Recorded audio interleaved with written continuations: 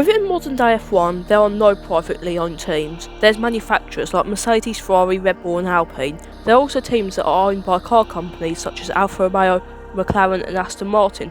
Meanwhile, Williams is owned by the Realton Capital and so is Haas, which is owned by Haas Automotive, and lastly, Alpha Tauri is owned by Red Bull. Although back in the 1990s there was a massive amount of teams that were privately owned, but this decade also saw the fall of the privateers and the hands of the reins to the brands, while the last teams who were privateers on the F1 grid only lasted 2 seasons, but they had a vast history beforehand. This is Forti Corsa. Forti started out in the junior categories. It was formed by Guido Forti and started in the Italian Formula Ford, and then the team started to do well. The team climbed up the ranks of motorsport before arriving at F3000, which was F2 at the time. They had 3000 in the name because this was the amount of displacement the engine was allowed. Forti struggled its first 2 years in F3000 with a total of 0 points finishes and only 4 finishes to its name after 24 entries, but in 1989 the team started to find its footing, scoring points twice and getting the second place finish at Gouza. 1990 was even better, and the team scored points 4 times and won their first race. 1991 was so much better, finishing third in the Constructors' Championship after 4 straight wins, and this was also the year that Jordan, who used to compete in F3000, made its way to F1, so there's a possibility that it could be done. Also, Jordan hired a driver called Michael Schumacher. I don't know if you've ever heard of him, but yeah, he probably didn't do much.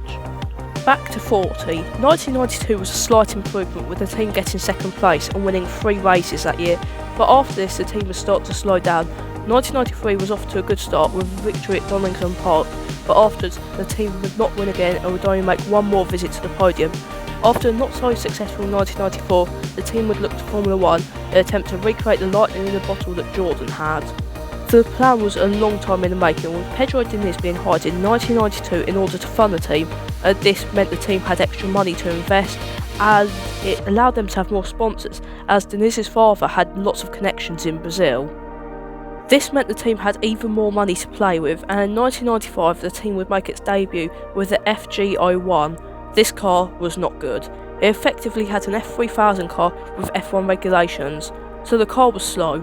They decided to make their own car rather than get Lola or Dallara to design the car, and this was a mistake. It's believed that the car was a rebranding of the GR02, a car designed by Fond Metal, which would only see the checkered flag twice and would retire 8 times. The GR02 struggled, and getting his car to use was a massive red flag, especially because the team had a decent budget due to Diniz. The engine was a Ford Cosworth, great if you were a British privateer in the 1960s, but not so great in the 1990s. This meant the car had 100 horsepower less, and this meant the car was slower in every single way compared to its competitors. The car did have a good livery though, and it was inspired by the helmet of Ayrton Senna, who had died the previous year. This was maybe the best thing that the car would have, as it would only finish 12 races that year, with 33 races entered. That year the team had 2 drivers as per. Roberto Moreno, a driver that you could say was like Fernando Alonso because he could get the best out of any back marker car. They also had Pedro Diniz, who had only finished 8 races that year, but 4 more than Moreno. Overall the season was a failure, after all having only 12 out of 33 races entered between the 2 cars. Where you finished is not good, and they only placed 7th at highest, and that wouldn't even give them points at that time. The next year would look better as they had survived their first season, although they did not impress. This would mean that 1996 would be critical for the team, but it started off poorly, with the team losing Pedro Diniz and Roberto Moreno, their 2 Brazilian drivers, and replaced them with 2 Italians. Luca Badoa, the man you may know for crying at the side of the track at the 1999 European Grand Prix after his car broke down. Andrea Montermini was the other driver in the car, and he replaced Roland Ratzenberger after his fatal crash at Imola in 1994. The car was Italian themed, with the Italian flag being its livery, and this sort of mirrored what they did the previous year with the Brazilian flag being their livery. Even though the team lost its main source of money, it still had enough for 1994, but if they wanted to continue afterwards, they needed to do well. But they didn't.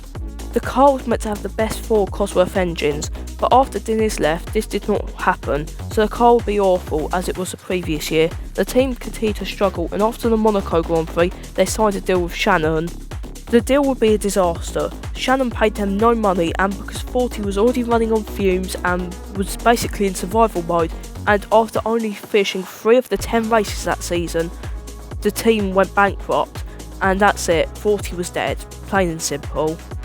Forti's demise was the end of many things. First of all, it was the start of the death of the privateer teams, and this will be fulfilled a decade later when Jordan was sold to Midland. It was also the end of teams trying to get into F1 from F3000 or F2 as it is now known. From this point onwards, there was no teams that would be individuals in this sport, and rather there'll be partnerships. This moment signalled the end of teams like McLaren and Lotus, who existed much like Forti in their early days. The end of Forti was the moment where F1 became the globally expensive sport it is today. The end of Forti, even though they never got points finishes or anything impressive, they signalled the end of the privateer era in F1, the era of one person aiming to reach their goal in F1, and to be honest, that is a quite important thing to remember, and also it is quite sad.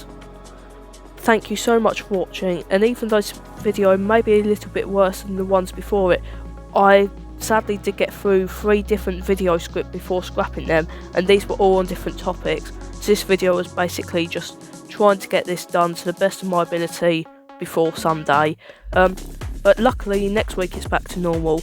Anyway, if you have enjoyed, please like and subscribe. If not, tell me why, and I'll see you later.